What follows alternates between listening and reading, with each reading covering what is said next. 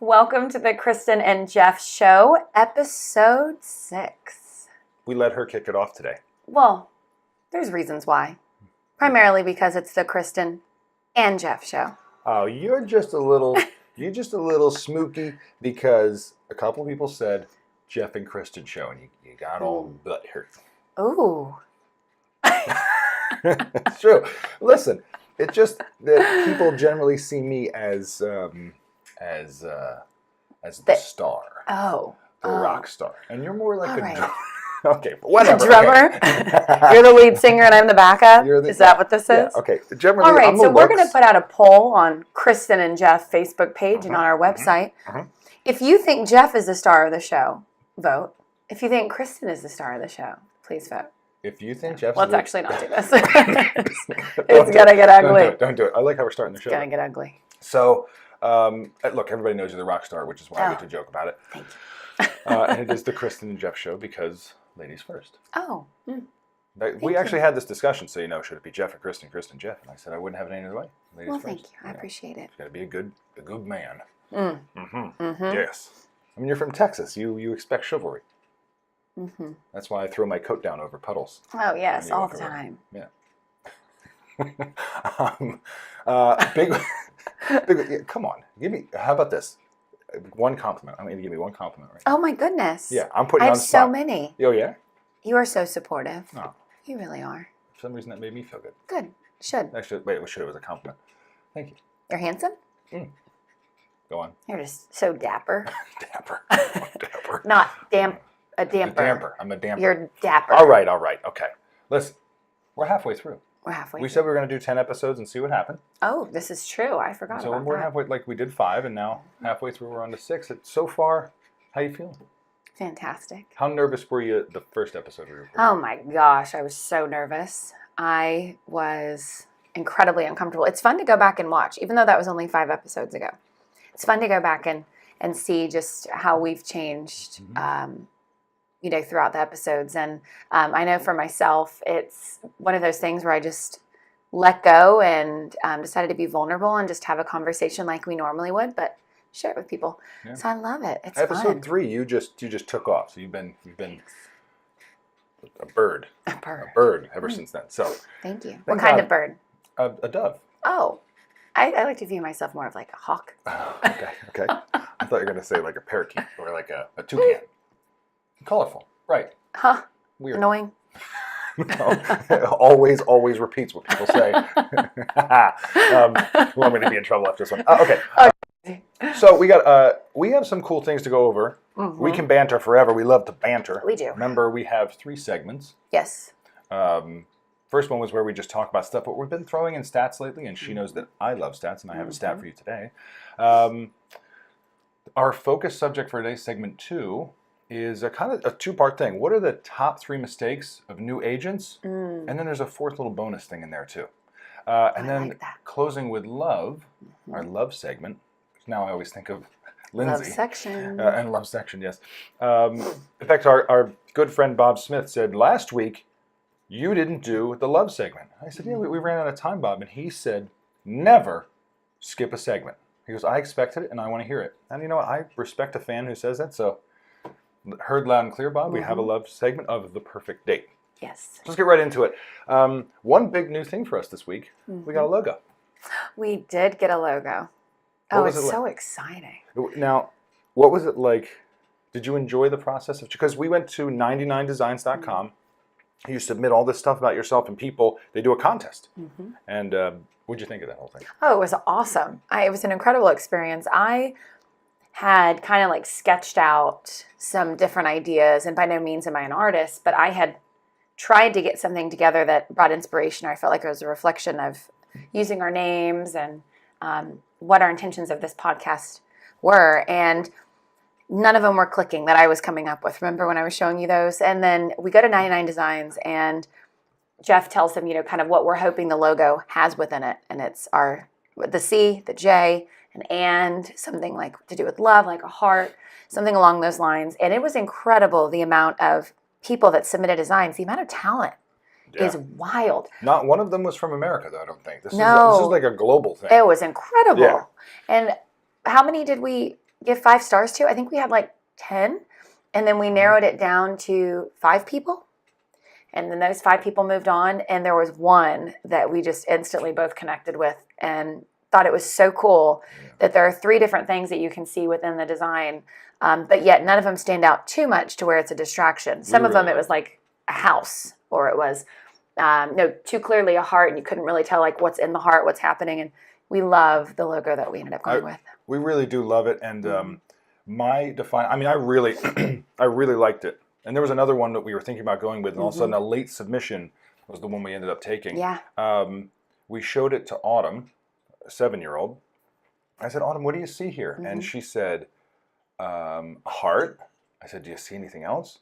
And she goes, paper clips, which we said we love the fact that it looked like chain links too. And then she saw the C and the J. So it's something about, our 7-year-old just looking at it and being like, and getting it. Yeah. I was totally in love with it. So, new logo, which will come up again later in this episode about why that stuff is important, or how important is it? Maybe that's a better question. And I have a lot of opinions on this, and this one has a lot of expertise in this. So we shall go on.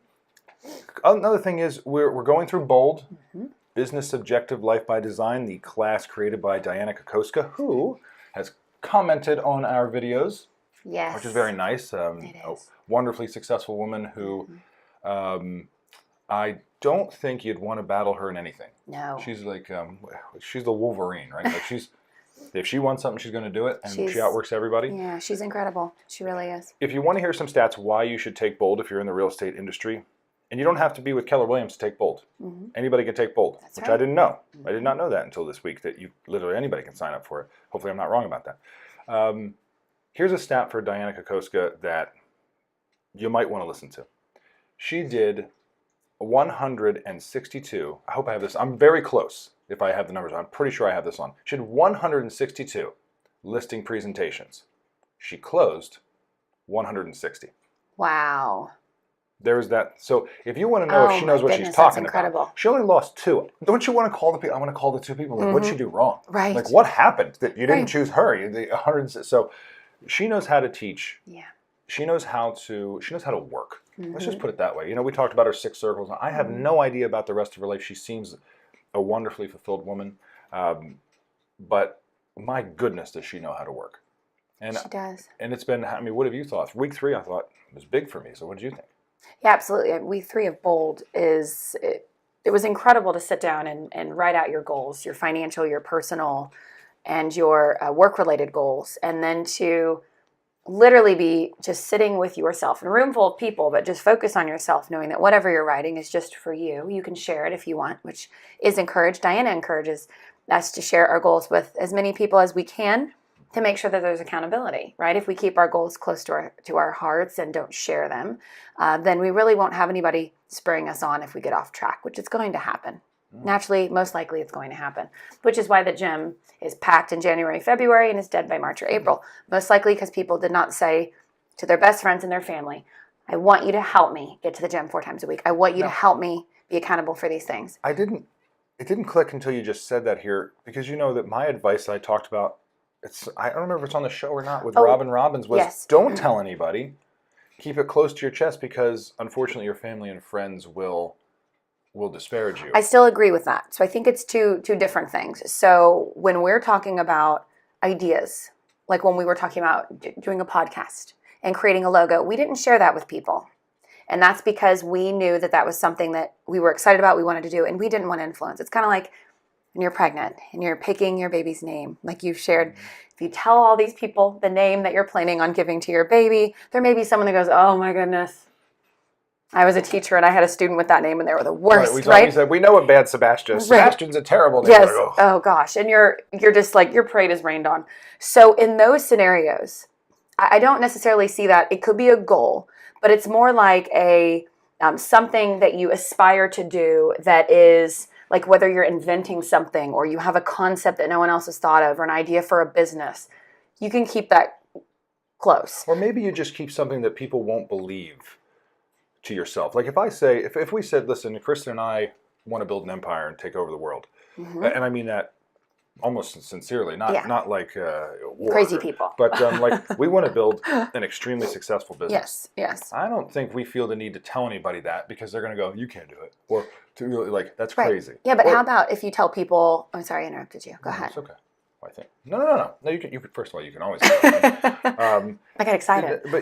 But I'm saying if we say we want to do 5 more episodes of the show, Mm-hmm. it's more logical to people to say, oh, you've already done a show. It's just holding us accountable to do 5 more episodes. Or you know what? We want to start getting guests regularly on the show.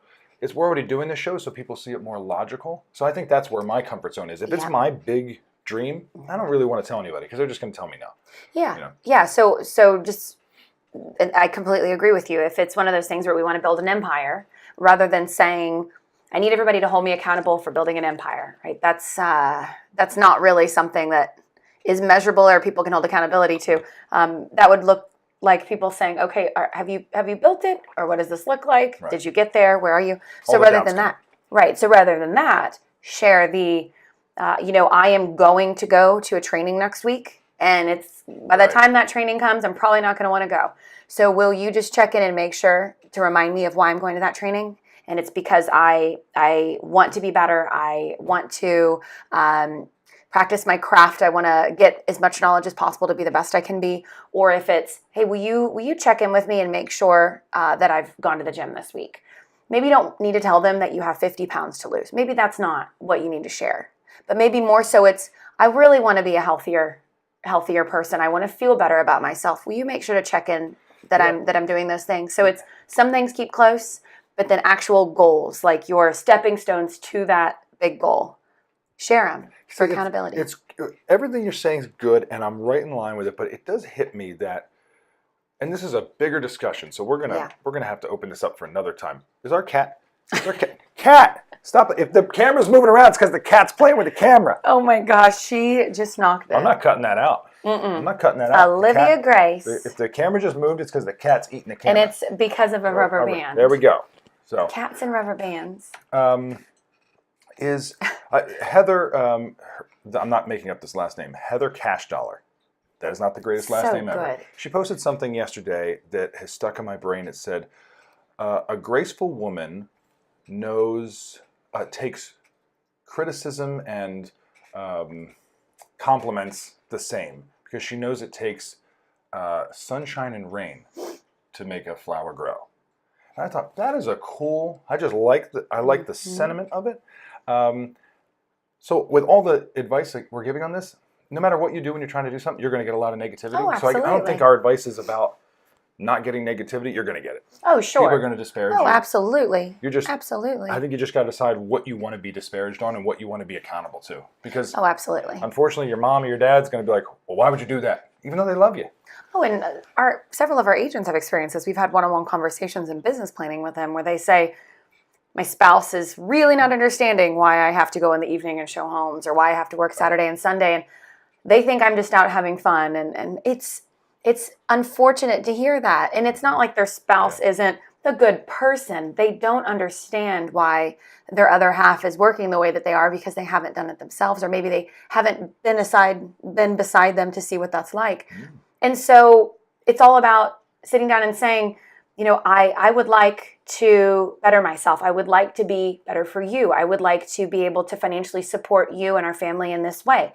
Will you help me be and do those things, achieve them by supporting me when I work Saturday and Sunday or evenings? But it's absolutely, we agents every day, even our top agents with the most supportive families are disparaged. And whether it's a family member doesn't want them to list their home, or a family member needs to buy and doesn't use one of the top agents that happens to be their cousin or their brother. And I still think, like we're talking about, it's important to share your goals for accountability purposes, as Dianna says, and choose who you share them with. Absolutely choose who you share them with. Yeah, and I think you're nailing it. I think you're right on. You are too. I'm going to keep us moving. Yes, move it. That's my job. Because I don't always keep us moving. Stats. We're going to do stats for today. I got one stat, maybe two. A stat and a sub-stat. Ooh. Stat and a half. Bam. What percentage of agents fail in 5 years? I'm asking you, the listener, what percentage of agents fail in the first year? And while saying this, I'm going to rephrase this. we talk about failing forward, and I have to start using this word better. What percentage of agents quit in 5 years? Because God knows we all fail. And we fail. Failure is a part of success. Now that I said that, giving you a little time, 87%. Within 5 years, you're going to sneeze. Yes! This is the third episode now that I've sneezed on. Yes, I'm loving it. I must be allergic to the mic, the attention, I don't know. Me. You. Yeah. So 87% of agents fail within 5 years. Think about that. That is, 9 out of 10 people coming into this industry do not make it. And so that's why our segment is, what's the top 3 mistakes that new agents make? But so here's the question, because 5 years is a long time. What percentage fail in the first year? What do you think? No, I don't know. Quit. I gotta say it. Say quit. Sorry. Give you a little. Quit. A little more time. 62%. 75%. Oh. So 3 out of 4 people that come into the industry within the first year will not make it. And that is because of so many factors. I would say the real estate test doesn't teach them how to be a business owner. It teaches them about real estate, and there's nothing wrong with that. But you are a business owner when you come into the real estate world. It saddens me a bit that more people, actually it saddens me a bit that the class isn't a little more expensive so that people didn't do it on a whim, and that they don't have a third section about how to run a business. Right. The simplest stuff about a business. Right. So when you think about that, that is one of the challenges of the experienced agent. They know that in their world, there is this constant influx of new agents that can take their business from them, right? Because I'm the agent for Cristen, and all of a sudden her sister gets into the business, and now I'm competing with her sister. And we talked about the most agents there ever were was in 2006 with 1.4 million. Yeah. We're at 1.38 right now. We're almost back to this height where we had the most agents we've ever had, and it's a big old revolving door. And so it's really not an easy business, is it? No, it's not. And so many people get into it because we hear that they're inspired by HGTV or Bravo and these shows, which is great. It's incredible that they found inspiration from that, so much so that they took a class and took a test and passed it and invested in themselves. It's a great thing. We're not disparaging that.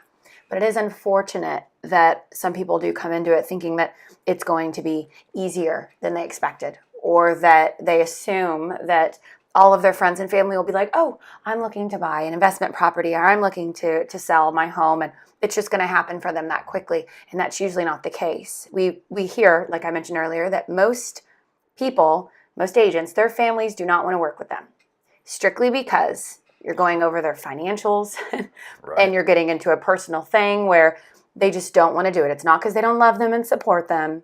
It's just that it's an uncomfortable thing when you get involved with family members, with finances and all of that.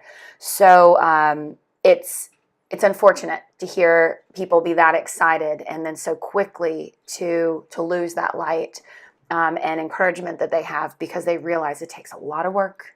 And it is more so being a business owner and having intrinsic drive, because no one's going to make you get up in the morning and legion. You don't have a boss. You may have a mentor. You may have someone in management that can support you, but by no means do you have someone that says, if you don't do this, you are let go. And no steady paycheck. Yeah. Right on. And that makes me want to jump right into our second segment, which is the top 3 mistakes of new agents. So you just get your license, and there's these 3 things you want to avoid doing. So if you think about that right now, what do you think those are as a new agent? Or as an agent, you can be a seasoned agent and say, what are the top 3 things that I need to avoid? I know that if I asked Matt Gorham, Dave Batty, those guys, they would know. Absolutely. And they might not say the same 3 things, but they'd all be around the same thing. So let's go. This isn't in any particular order, because I don't know which one's the most important, to be honest. I really think they're all equally important. There's one that I guess I would give the edge to. I know if Dianna Kokoszka was here, which one she would say. She would give the edge to. So we're going to start with that one. Failing to prospect. If you do not understand that you need to get people to use you, you're a product now. If you don't get that you need people to buy your product, and that you actively are going to search for those people, you're in trouble. is going to be tough. And that looks like 2 hours a day, 5 days a week, on the phone, writing letters. Let's just say in this, I'm not saying 2 hours of each. 2 hours you block off 9 a.m. to 11 a.m. You call people. You send emails. You write letters. Text messages.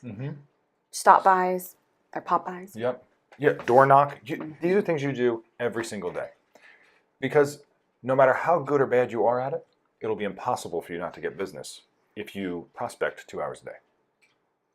The best, if we go look at Dave Batty, he's going to be in the prospecting room. Yesterday, I interrupted him. Sign on his door saying, don't knock on the door, I'm prospecting. I knocked. Sorry. I hope it was important. But it wasn't. Jeff. Sorry, Dave. But so even though they're doing $30 million in volumes, or people are doing $60 million in volume, you hear about Bob Lucido, who his team does $1.2 billion in volume. He still takes a listing or 2 listing appointments every day. You just, I'm not saying you have to do that to that level. Sure. You don't have to want to sell $1 billion in volume, no. But you have to dedicate to prospecting. Agreed, right? Yeah, absolutely. And so if your goal is to have 12 transactions in a year and you prospect 2 hours a day and you knock those guys out in 3 months and you're happy and your goal's met, take the rest of the year off. But we certainly see, we certainly encourage people to set lofty goals, and then once you achieve them, don't stop, keep going. Because as we see, when someone has a really great quarter, they typically stop lead genning because the business is great, they have production, the commission checks are coming in, it feels awesome, and then next quarter you have no business because you did not lead generate while you were working on your transactions. You're working with your buyers, working with your sellers. You have to keep the lead gen momentum up, even in the midst of being busy. Yep. It's the most important thing. Absolutely. So that's number one. That's the number one mistake you can make is failing to prospect. Yes. And I think that is the right word. It's not quitting to prospect. It's failing. You're not doing it. You're not doing it. Prospecting, I guess. Okay. Number two, I think some people would argue this, even I would argue this, because I have created businesses and not had a real formal business plan. But I would say that another mistake, the second mistake, is not having a business plan. The caveat here is to sit around and make a business plan forever. In the real estate world, I'm not saying if you're trying to create a new software program or launch some huge product, but you're launching you need to have a plan of, this is what I'm going to do. I'm going to spend, this is how my day is allocated, these are my goals, this is what I'm going to spend on sales and marketing, this is how much cash I have, like all these things. You just need to have a plan. You don't just want to go in and say, I don't know, I'm going to talk to friends. Like, it's too stressful. It's too stressful. And you can go to pretty much any brokerage, I would think, and say, help me with my business plan. And they'll go help you. I mean, Keller Williams does an incredible job with this stuff, where they sit you down and say, here's how to plan and achieve your goals. Yeah. So just make a plan of what you're going to do. Right? Yeah. We're on there. You agree with that, right? Completely. I mean, we have systems and models in place that people can apply to have a plan. That way they don't have to recreate the wheel or get creative. Just hit the ground running and use this plan. Or you can absolutely come in and create a plan based on what you want it to be. But are you going to follow through with it? That's the difference here. Are you going to create the plan and you're actually going to stick to it? Are you going to create the plan or leverage a plan that's already been done and have it and kind of use it, but not really?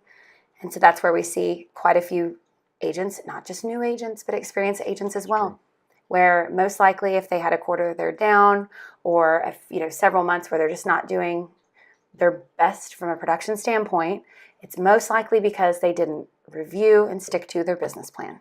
And in that is so many hours of lead gen, time blocking, how much they're spending versus how much they're making. I mean, there's a lot that goes into a business plan. Fail to plan, plan to fail. Yeah. It just goes in that. That's exactly so it. I think we hammer that home. Make a plan. It doesn't take, if you're spending a month making a plan, you spend too long. If you're spending more than a week or two, you've probably spent too long. You should be able to codify everything you're going to do in a short amount of time and get some help. Heck, we'd help you. Yeah. Oh, absolutely. So, if you need support with your business plan, this is what we do. We help agents of all experience, whether brand new agents that are in the coaching program or agents that have been doing it several years or some of the top agents in the area. We support them in creating a business plan. And we are not recreating the wheel. We are not people that are sitting down going, oh, I have this idea that no one's done. No, the difference is that we're writing it down. You are choosing what capacity you want it to be at. If you want so many transactions, let's, up the ante on lead gen. If family time is really important to you and you have, young children, then we're going to time block that out. So it's going to look different for everyone, but it's pretty much the same stuff, right? It is. And then it's a matter of who's going to be the one that actually sticks to it. You got to do it. Because the top people are the ones that are consistent and they stick to it. It's not easy, but it's simple. So a lot of times agents are overcomplicating things, especially new ones, because they get excited. They're like, I don't need a lead gen because I'm going to go pop by and see this person and then have coffee with them. Maybe it'll bring me business. Next thing you know, 5 hours has passed. You've done no lead generation and you didn't get any business. People love to skip that whole thing. So. Absolutely. No, I like it. I was about to say again, recreate the wheel, and then it made me think, how many people have recreated the wheel? I see them try to. Do they try? Yeah. Have people tried to recreate the wheel? The actual wheel? The wheel. The round wheel? Yeah. That's No, why we see square, the square wheel. No. You said the round wheel. Huh? You said the round wheel? Is there a different type? No, that's why I'm asking. Are you being literal? Yeah, I mean, I've seen those 3-wheeled motorcycles, and then there's whatever they're called. But that's not the recreating the wheel. That's I think creating it's a just number people of getting wheels. weird with wheels. Weird Don't get weird with the wheels. That's our next podcast. Weird with wheels. Just don't. Okay. So, nor shall we recreate one. No. Okay. The last one. See, it's funny because if I was talking with my old business partner John, he would probably say this is the most important. Manage expenses. Mm-hmm. So, Yeah. I created Tectonics with John Keyburn and Dan Heckman in 2005. Still running today. That always makes me proud. John he just has a very simple philosophy, which is we're going to spend less than we make, and we'll never go out of business. And it's funny because that isn't, like you said, not complex. It's really, really simple. It is. You just decide that you're going to run a business the way a business could run. He also says, listen, if you want to lose weight, it's really, really simple. Find out how much your body burns and eat less than that. How many calories does your body burn? And eat less than that. Mm-hmm. And you'll lose weight. Eat the same amount, you'll maintain weight. Eat more, you'll gain weight. Yeah. It's just that simple. And so I think when you accept the simplicity of it, it takes a little bit of stress away from it. Mm-hmm. I am going to make a certain amount of money. I'm going to do a certain amount of work to make a certain amount of money, and I'm going to spend less than that so that I don't have to have stress. We literally were in Bold 2 days ago, and someone stood up and said in their first year, they made $330,000. Mm-hmm. Think of it now. I want you to think about that for a second. Think about how your life would be different if you had $330,000. Yeah. Do you know how much money he had at the end of the year? Negative $70,000.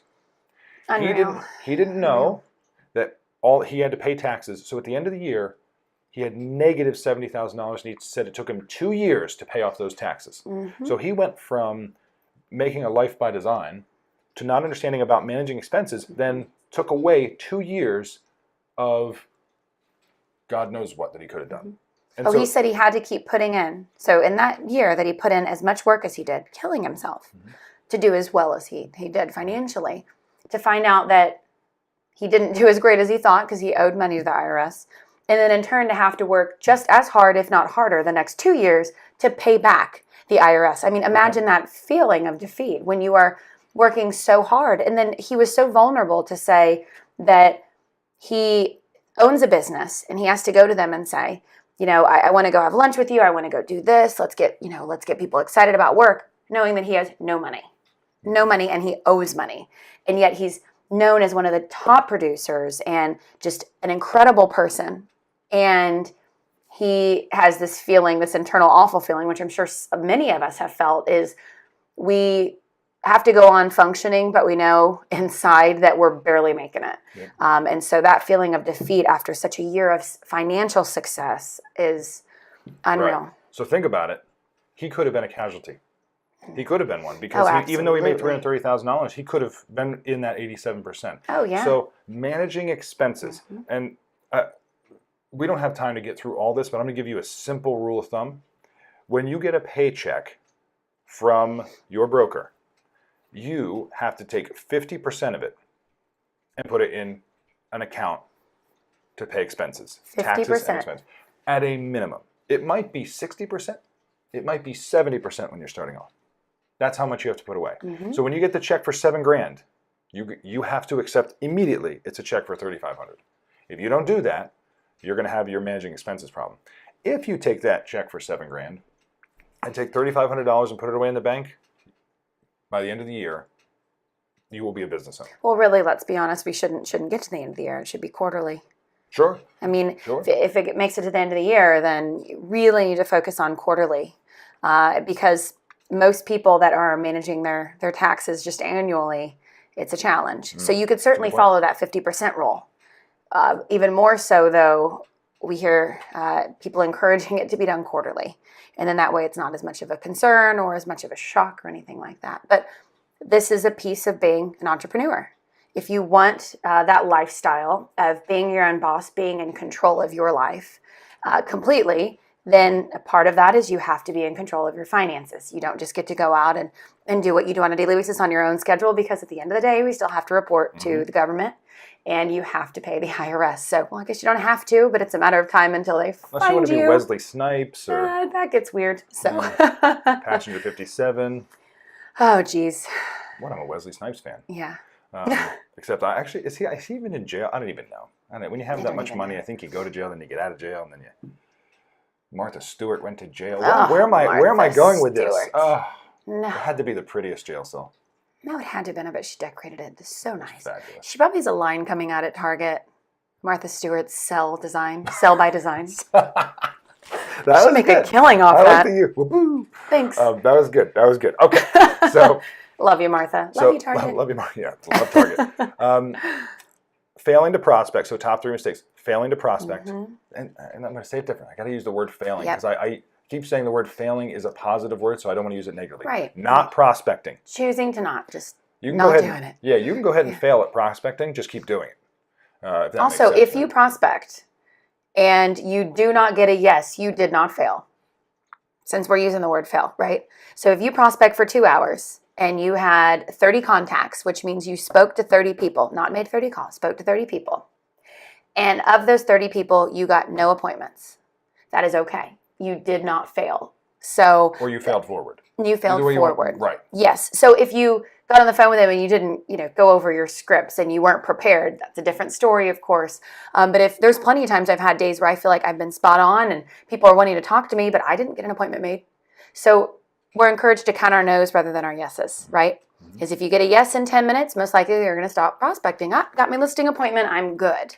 Wanted one for today, I'm set. No, keep prospecting. Count your no's rather than your yeses. And if you only get no's for that day, get back out there in the afternoon, change it up, but don't view it as failing. Just if you choose to not prospect, you are choosing that day to not be a business owner. Right.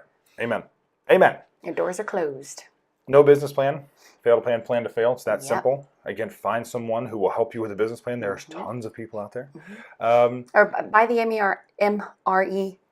Yes. Said There it way you go. way too fast. So the MREA supports with business plans. Ask us, buy the book. There are people that will support you with a business plan. I went all marine on you right there, because Yeah. the MRE is the meal ready to eat. That thing Yeah. that can be the worst thing you'll ever eat. Yeah. That you need to pour water on so that it hydrates. So you can Yeah. eat it. There's nothing like Don't buy them. a steak that it looks like, A dried steak. yeah, there's nothing like a steak in a bag that's like dried up powder and then you pour the water in. It's like perfect medium rare Have and you had steaming an hot. MRE? What are you doing? Why are you eating MREs? Did your brother Jason bring them home? No. Jason, don't be feeding her MREs, okay? I've had They're those, not the astronaut ice cream. that's in there too. That's cool. Oh yeah, it's like a sponge. Yeah, it's really neat. It tastes awesome. You really like it. I loved it, but it will dry you. I'm not going to get into some details here, but it will take all the water out of your body Oh, or into your. It dries you out. out So, in yeah, whatever. Also, advice: MREA. if you're eating mass ice cream, drink water. Bonus Put that in advice. your business plan. Yeah. Then lastly, manage expenses. Just you have to. You have to. Yes. In fact, if you're not good at it, I don't even actually want to hear you say that. If you're not good at it, you need to find someone who's good at it, or you need to set up a plan where you just spend your money the appropriate way. When you get a check for $7,000 from your broker, you didn't get a check for $7,000. You got a check for $3,500. It's not even a choice. So you just see it that way, and that way you can pay all your bills, or else you'll be out of business. So, nobody wants that. No, you're doing yourself a favor. I know, especially if you have your spouse or your family, or you have goals for what you're going to do with this money, and you get your first check and say it's $10,000 and you're so excited. It's okay to be excited. It's okay to celebrate. Just be realistic with where that money's going. And also, another reason why a lot of people have a hard time managing finances or managing expenses, it's because there are wonderful salespeople out there. So when you have a CRM, your database for your contacts, and it's a free one and it's kind of clunky, but it works, and next thing you know, you're getting blown up your phone and emails with all these CRMs that are so much better, and it's only $200 a month. Their job is to tell you it's only $200 a month. Mm-hmm. It's just like the magazines that can promote you as an agent. The different marketing materials, it's high gloss rather than matte. These things, their job is to tell you that you need these things to be successful. Manage your expenses. Don't get distracted. Don't get too creative. Keep it simple. Yeah. I assure you that if someone gets a flyer in the mail and it is matte versus high gloss, it most likely will not impact your likelihood of getting that listing or getting that buyer. So just keep that in mind when you're managing these expenses. Keep it simple. And so that brings us into, and we may need to take some time to really expound on this, but the bonus to this too is branding yourself and how you see yourself. Yeah. And how you portray yourself to everyone else.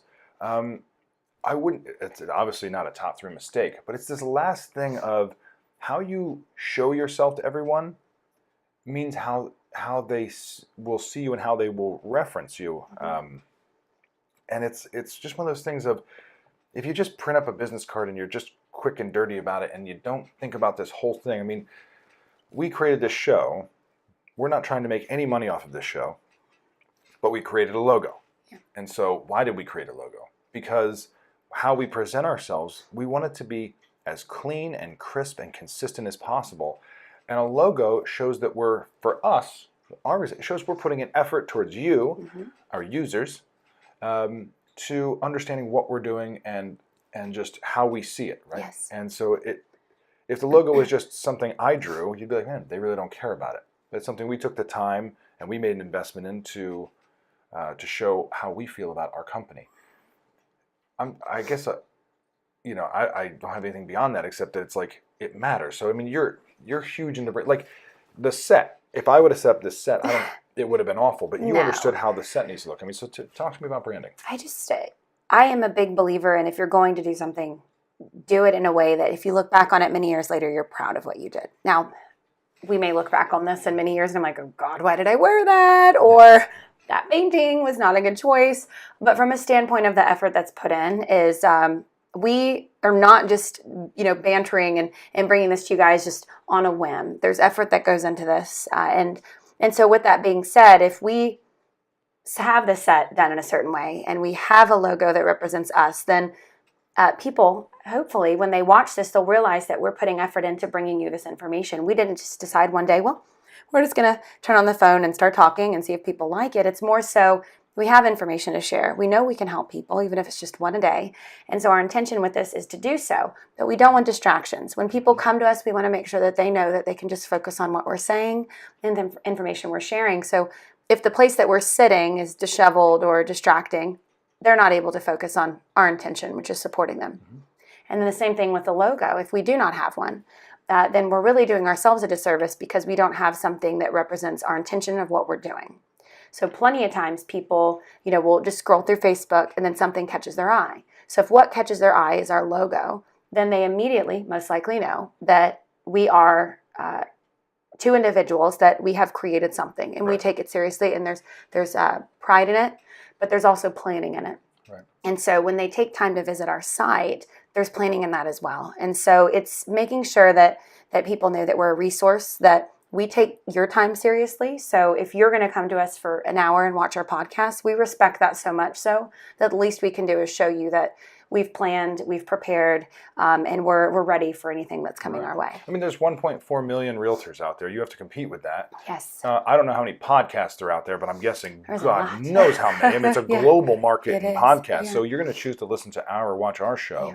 Yeah. There's lights behind there. There's things that we're doing to make this look as good as we can within our budget. Yes. We have our budget for this thing. Yes. So you have your budget, and you want to think about, how am I going to brand myself? I heard this great advice, which is, you know you're doing it right when your friends say, oh, it's not Cristen, the great cook, or Cristen, my friend, or Cristen, the wonderful singer. It's Cristen, the realtor. When your friends start saying, oh, that's Cristen, she's a realtor. Oh, that's Joe, he's a realtor.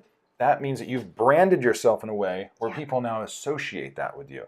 And that is everything. That's everything from your logo to how you dress to when you show up. Dianna Kokoszka would talk about how one of her calling cards, check this out, because this might be hard for you to do, it was to be on time.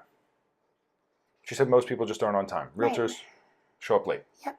So if you want to be better than your competition, the 1.4 million of them, showing up on time is literally something you could do to differentiate yourself. Absolutely.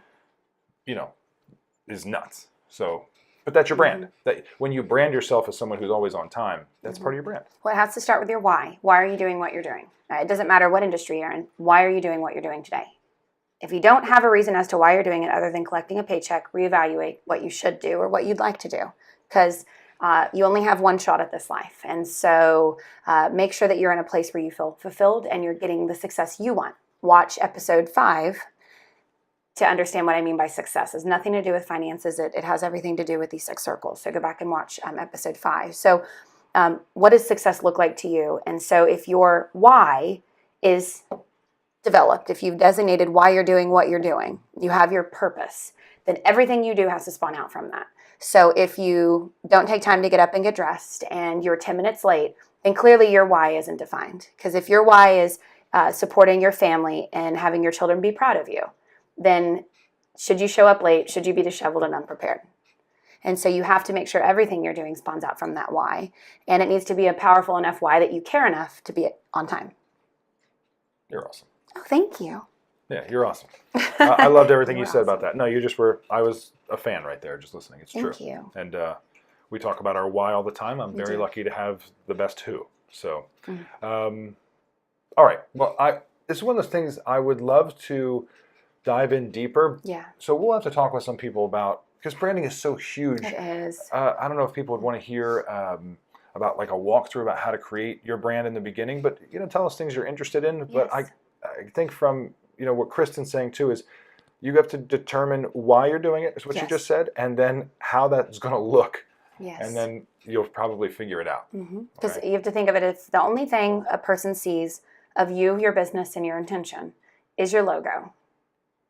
What is it telling them, right? And if the only thing a person sees is when you show up, that initial glance at you, what are you representing? What are you showing? And is it go back to your why? Is it going back to your intention of what you're doing and how you want to be? You have to go back to that all the time. It doesn't mean that if you're late one time that you've ruined your business. But we have to always think of things in single glances and fleeting moments of, I just saw that logo. Was it a representation of me and my brand? I just saw that podcast. Was it a representation? Those different examples. So just something to think about. You're a rock star. Always. In fact, Pat Moore, you know how much I love Pat Moore. Oh, she's the best. She came in and she wanted to remind me that she thought you and I were rock stars. So thank you again, Pat. Thank you, Pat. Because she comes in and she gives me advice, and you know that when she gives me advice, I take it every time. Oh, yes. And I'm just giving a shout out to my favorite Pat. Okay, we're now moving on to our love segment because Bob said we can never miss another one, which we never will. Before I go into that, weird, serious question. Yeah. Because I didn't really shave in a couple of days. Do you like the beard longer or do you like it short? What's your preference? Oh, scruffy's good. I've never, since we've known each other, I've never been clean shaven. Would you ever want me to be clean shaven? Shaven all the way? If you've never been clean shaven, and I'm quite crazy about you, I think we're good. Just pick it? Keep it. It's good. I like it. So wait, you like it long or short? I like it both ways. How big of a beard No. can I get? Can I get one of them beards? Them things that hang out, like if what is it? If I had this, why's my beard? Because that's that movie with Jennifer Aniston and whatever he does this in the movie, Adam Sandler, right? Jennifer Aniston and Adam Sandler. What movie is it? You just made up a movie. He's a plastic surgeon, and she's his assistant, and she's dating a guy, and he has a beard that goes like this. Not Horrible Bosses. She's the dentist. No, not Horrible Bosses. It's a different one. They end up falling in love, and anyways, no, it's Adam Sandler is a plastic surgeon, and they go on this vacation. Nicole Kidman's in the movie. I can't think of the name of it, but Jennifer Aniston dates a guy in a band, and at the end it shows him, and because they get married, and the band plays, and the guy that she dated, his beard, whenever he plays the guitar, it moves. I'll have to put the name of the movie in the comments. Is this real? It's a real movie. It's funny. I can't think of the name of it. Okay, so how big of a beard can I get? How much? Do you want me to be a scruffy man? See, you're a polished guy. Like, you like your shirt tucked in. You have to have your belt on. You keep those little things in your shoes so you stay, like, polished. And so I just don't think it would... When you say things in your shoes, can we just... I don't know. Does that sound... Okay. I keep shoe trees in my shoes. Trees, I don't keep things in my shoes. I don't want people to think I'm like a weird shoe hoarder or something. No. Okay. Just those, yeah. Which is great. I love that you take care of what you have. So I don't think that longer would fit your style. But if you changed your style to where you weren't as like polished and put together, maybe you're going for like if we went camping, like more of a lumberjack look, and you're just going to wear like t-shirts or flannel, holey jeans and boots, Timberlands. Well, I was just thinking maybe we keep working out. Yeah. And then I just do the show shirtless, just hair everywhere. It just got weird. Okay. All right. Well, it's just... That just escalated. There are no bad ideas. I just failed forward. I just understood. So anyway, okay, let's get back. So I just want to know what beard you like the most, because this feels long to me. You're handsome no matter what. Oh. If you're happy, I'm happy. Yeah. Those things are minimal. Happy husband, happy.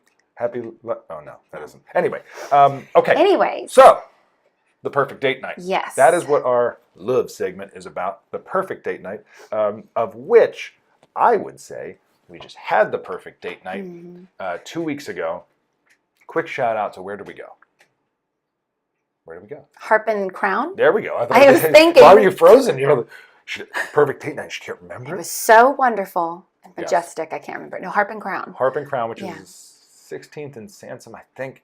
And there's no sign, because as I was trying to remember the name of the place, Harp, and I want to say Harp and Ferry, but Harp and Crown, they don't have a sign outside. So unless you're using Google Maps or you've been before, you wouldn't know that that's what it is. Weird that they don't have a sign. They don't. Yeah, it's so weird. But it's beautifully decorated. Like, you would know it's a restaurant and to go in, but there's no sign that says Harp and Crown. Yeah, and in fact, because there was no sign there, I had walked in, I'd been in there to get a drink at a happy hour at some point, but I didn't know that was the place, so kind of funny. So we're going to go, Chris is going to tell you how to do the perfect date night, because she's incredible at this stuff. But I just want to tell you, if you are in Philly, go to Harp Crown, because we were, first of all, we have food allergies. A lot. The waitress who was just, Audrey. That's right. She was phenomenal. And we came and said, listen, we have celiac, we're dairy free, and we can't have eggs. And so in most places they'd be like, we'll figure something out, or we'll have to see what we can do. Most likely it's just going to be a grilled chicken salad dry. It's like, that's okay. I'm not a picky eater, whatever. And we'll just live with it. Walked away, and she said, okay. We said, would you just do it for us? And she gave us a 7-course meal. Oh my gosh, it was amazing. And lamb chops. Everything was taken care of. Literally, just kept bringing plates, and she would just check in. Unbelievable service, unbelievable food. The atmosphere was to die for. It was your atmosphere. It was Robin's Egg Blue everywhere, so it's like it was made for her. Gorgeous, like ferns and succulents and just really funky. And of course, as you walk through the place, it's changing. We were sitting in the front, which is more like a atrium type of setting. And then you move to the back, and it's like dark and more sultry with candles and everything. It's just a totally different vibe. Phenomenal. Could have been dangerous. The funny, drinks were so good. We didn't do. There's a bowling alley downstairs. We didn't even know about. Well, I think we knew about it. We just never went there. Well, you would never know a bowling alley. This place is nice. Like, you could go there, after work in jeans and like a button up, or you could get quite dressed up and have a really nice cocktail hour. But supposedly, there's a fancy bowling alley downstairs, and you certainly can't hear it. You'd never know it's there. It's a neat place. And so thank you to Andrea Jacobs. She's the one who got us there. Yes. And she was very proud that she was like, you get to take credit, Andrea, for taking us there. That went way up on the list to top places. Okay, so tell me about the perfect date night. Tell the users, how do you plan, especially guys want to know this. Yeah. Because pleasing a woman is about as easy as... There is nothing harder than pleasing a woman. So here's where I'm going to say that it's not easy, but it's simple. Okay. Ooh, I like this. Okay. So I truly think that what makes the perfect date night is the planning. It's the planning that goes into it. Now, your plan could be you have $10 to swoon this person, and how are you going to do it? But if you plan it, it doesn't matter. And that's how our relationship started, was not that we had a certain amount of money we could allocate, but that we were limited in our options because I wasn't well, because that was when my gallbladder stopped working. So we couldn't go out and have awesome nights, having cocktails and dinners and all those things. So our dates consisted of walks, sitting in the backyard and talking. And I couldn't eat, so it was a challenge.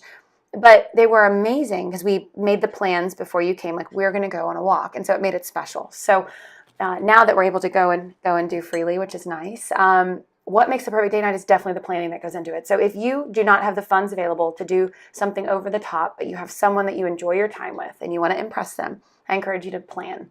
So if this person can give you the day, then you plan that day. And it doesn't mean necessarily that you're planning it and taking control to where they can't be involved. It's setting it up in a way that shows that you are so excited about your time with them that you planned in advance to make it special for them. Because listen, us guys need it. We need more.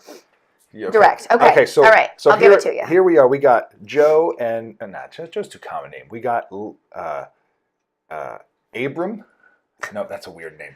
We have Harrison. Okay. And Jenny. Okay, Harrison and Jenny. That's the name. Harrison needs to figure out what he's going to do with Jenny, because Jenny said, "Listen, all day Saturday, I'm free. I'm free. Let's all right. do whatever you want." So you find out what Jenny likes. All right. And so if you find out that Jenny is an athletic person, that's great. Doesn't mean you guys got to go crazy and take this date and make it competitive. So if you find out she's athletic, it's supposed to be gorgeous weather, and you know that she has a passion for Italian food, but she's gluten-free. Let's say that's what it is. Then you plan the day that you say to her, "I'd like to meet you at my place or here," or however many dates it's been, at 11. And I have a day planned. And you always want to make sure to tell her what to wear, because there's nothing worse than going, crap. Like, are we going to eat? Are we going to sit outside? Like, I don't know what we're doing. So we're going to do something outdoorsy. I'm going to be wearing athletic shorts and tennis shoes. Let's keep it casual. And then in the evening, I'd like to take you to dinner. So I will be wearing. So always tell them what you're wearing, right? And then that way the girl can match accordingly. So you plan the day. And again, it doesn't have to be expensive. You go on a walk. Then maybe it ends up that you have found a coffee shop. You know, she likes coffee. And it's about half a mile from where you live. So you'll walk there, have coffee. And then you'll go rock climbing. You'll go just keep going on a walk. You'll go sit on a patio somewhere, stay at the coffee shop. And then you go to dinner. But the point of this is you've planned it. So it shows that you care. I think the most incredible thing that someone can do is to show that you care enough about the time that you're going to have with them, that you do everything you can to maximize the time you have with them by preparing. So something I know that makes me feel incredibly special is when we have dinner plans that you make a reservation. And not always. Like, we could decide last minute, like, let's go grab a bite and let's just see if we can get in. That's fine. But if it's something, you know, a few weeks in advance and Jeff is like, I want to go into the city and I want to take you to a nice dinner and I want to go have fun and let's go out and to Philly. It feels good knowing he made a reservation because he planned. So he wants to make sure that we have a place to sit and we get to enjoy the restaurant that he's chosen. And then oftentimes we just fly by the seat of our pants after that, which is exciting. But if there's any planning that goes into it, whether it's I'm going to pick you up at 5, make sure you're dressed and ready for a night out, bring comfortable shoes. You're going to need those later. Maybe you're going dancing, whatever. But it's all about the planning. And it doesn't have to cost you a thing. It could just be where I'm planning to, spend all Saturday afternoon with you. I want to talk to you. I want to get to know you. Wear comfy shoes. I look forward to taking you on a walk, or I know this beautiful park, or whatever it is. So plan. It's also the attention that goes into it as well. So we all know, and this isn't based on guy-girl dating. We all know. I feel so intimidated. Why am I sweating? You do all of these things. I do? Yes. Okay. No, I'm fine. Keep going. So the attention piece is we all have been in a situation where we're sitting with someone and they're on their phone. And by no means is that wrong. Some people are completely comfortable with that. But I know the majority of people that I talk to, if you have planned or not planned an evening or a day or a morning with someone you care about, whether it's a friend, a significant other, your spouse of 50 years or whatever it is, if you are on your phone when you're with them, the statement I'm getting from that is you wanted to be with me, but you chose to value something else over my time. And the best thing I can give you, and I say this all the time, the most wonderful gift anyone can give you is their time. And so if you do not value my time, then I really don't want to be here right now while you're on Amen. your phone. This is one of the first things I noticed when Cristen and I started dating was that her phone was away. And we felt the same way about that. There is, I think, I'm going to say a statement of, I just don't think there's anything more weird than dating somebody or going on a date with somebody and having your phone out, and when you're first dating especially, and like watching notifications go off, and it just is so weird because if you changed it to you were sitting down and there were just people talking, you wouldn't be like, oh, hold on, I want to listen to their conversation. Right. It's just awkward. It is awkward. And then Instagramming and Snapchatting, just it's not sexy at all, to be honest. It's not. No woman is going to feel, if you're a man out there, you're not impressing any woman by saying, oh, you know, hey, I'm checking, I have 70 followers, 700 followers, 700,000. It's not impressive. Impressive is sitting there and looking at her and listening to her. So I don't understand it. So this one, I know I give you my attention. Yes, because we do. And if you didn't give me yours, it wouldn't make sense. Right. I want your attention. And we make it clear too. I mean, we've been together long enough to know that if something's going on with our family, our phone may stay out and it may be face up, just so that we can keep tabs on it if something's health concern or with the kids. So that's completely different. What we're talking is a complete disregard to the person you're with, valuing their time so much so that texting someone else, being on the phone with someone else, Facebook messaging, Instagramming, if you're choosing those things over the time with them, then you are saying loud and clear, I do not respect you. And that's not for everybody, but that's certainly, to me, the most perfect date is when you've planned what we've done, even if it's as simple as, I just want to spend the day with you. And it's going to be gorgeous. So I can't wait to see what we do. But the fact that he already looked at the weather and he already has designated the fact that we have nothing in the calendar and we won't because we're going to be together, that's enough planning. And then not being on your phone. So showing me that you just want to be with me and I have your undivided attention. And sometimes we gab about things that aren't important, but it's incredible to have that time together and have the option of talking about whatever we want without distraction. So definitely important to put that away. And then I think one of the final ones is the reason why you're taking this person on a date. So it's the intention of it, which we won't get into some reasons why and some intentions of some people with dating. But if your intention of the date... Are you trying to say that during the beginning parts of our datings, you were just trying to get in my pants? Is that what you're saying? Is that... It felt weird. It was just... to be objectified. Like sorry, Mom. No, your mother knows that you are the most wholesome, wonderful woman. I hope so. Oh my God, she thinks you're a rock star. So, I get to make jokes. Listen, part of a man's job, and women just have to deal with this, is that we drive them nuts. You're going to do a great, super planned, fabulous, attentive date night soon now, aren't you? To make up for that. But the reason why. So if you truly have interest in someone and their life and their future, or even, let's not even make it that serious, you just enjoy this person, you enjoy time with them, then make sure that your reason shines through when you're planning this date night. If your reason is short term and you invite them over, well, that's your reason. If your reason is you want to spend time with them, you care about them, and you see this becoming something, even if it's just a friendship, then you make sure that that reason is spoken in what you're doing. So if you don't plan and you don't give them your attention, then your reason for having the date night is probably not because you want to know them or you care about them. So that's something to keep in mind. So I mean, first of all, jokes aside, it's so important. So much of what we do, we could go off on this. The whole, selfish reasons we do things. Sure. If your reason to go out on a date is just to show someone else a good time, they will love the date. They will love it because it has nothing to do with you. You're just like, I just wanted to take you out to dinner, have a wonderful time, and that's it.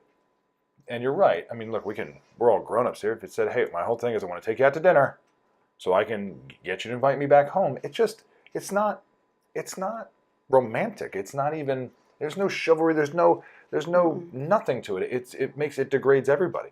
Just show somebody a good time. The reason could be as simple as, I just want to show you a good time. Tell them the reason. That there's nothing, I think the thing that's so uncomfortable about dating is you don't know what the other person wants. I mean, I have been on dates where I'm like, I'm enjoying this time with this person. Like, they're fun. Like, I see them as being a friend. Like, that's all I'm thinking initially. And then I find out that their intention of the date is completely different than what my intention was, which was actually getting to know someone. And it's disappointing, almost so much so that it's like, I wish you would have told me before, because I would have rather not wasted 3 hours on an evening with you, because you're not who I thought you were. Not saying that that person is wrong. They're just not the type of person that I want to spend my time with. And so just let your reasons be known initially. If you care about the person, you want to get to know them, then do the planning, give them the attention. If your reason is different, then don't do the planning, don't give them the attention, make it clear up front. Otherwise, it's confusing. And if you've been married a long time or you've been in a relationship a while, I think it's so important to always date the person that you're with. It's so important to always date, no matter how long you've been together. I see this with my parents, and it's so important to still do the whole write a card, give it to them in the morning, and it says, dinner at 6, be ready, I'm picking you up, even if you live together. It's the little things, just by complimenting them or just randomly planning a date night or a special dinner or making dinner and saying, I'm making it, you're just going to sit down and eat it. So dating the person you're with is so important. The attention, the planning, and the reason for why you're doing it is key to the perfect date night. I'm sweating again because you see what I have to do. Her dad is like the most romantic He dude ever. is. I have to My mom and compete dad with this. are, yeah. God, I need to go out on dates with your dad to learn from him. He still, every year on their anniversary, he gets a hotel room at the same hotel every year.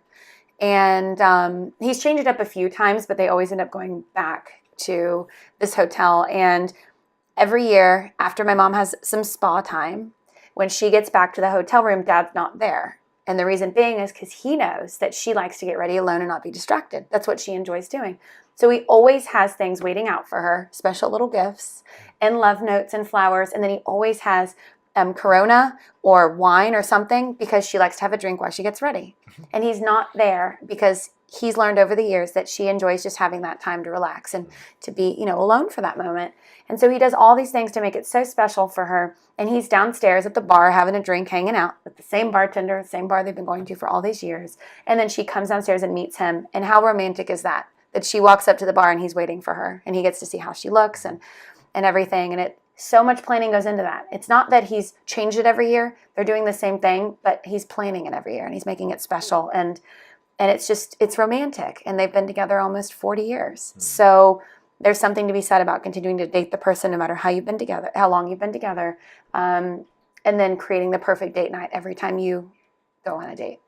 Well, I look forward to dating you. Oh. Always. Forever. So hopefully you enjoyed that. Certainly always love to hear your things. We love to hear great dating stuff so that we can pass it on. Yes. It's a lot of fun to go out on a great date. She makes it the most fun thing in the world. And now I need to go plan a really awesome one so that I follow our advice. So I think I do You this. do every time. You do. Thank you. Yeah. So thanks so much for tuning in to the Cristen and Jeff show. And we can't wait to be with you next week. For episode 7. Bye, guys.